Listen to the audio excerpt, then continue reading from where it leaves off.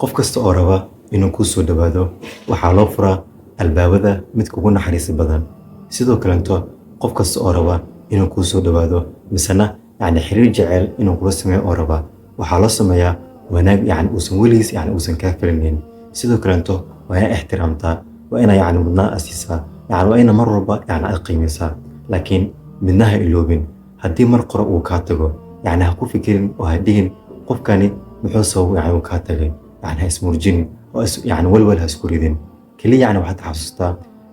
aayadda ah ilaahi subxaana watacaala uu leeyahay وعسى أن تكرهوا شيئا وهو خير لكم وعسى أن تحبوا شيئا وهو شر لكم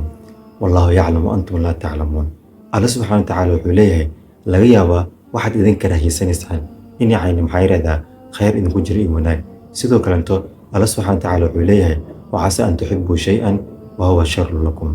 الله سبحانه وتعالى وحوليه لغيابا واحد إذن كان أجعل سنسان إن محايرة شر إذن كجرو إن الله سبحانه وتعالى وحوليه والله يعلم وأنتم لا تعلمون الله سبحانه وتعالى ومدك وحالا إذنك أذن أبين السلام عليكم وعسى أن تكرهوا شيئا وهو خير لكم وعسى أن تحبوا شيئا وهو شر لكم والله يعلم وأنتم لا تعلمون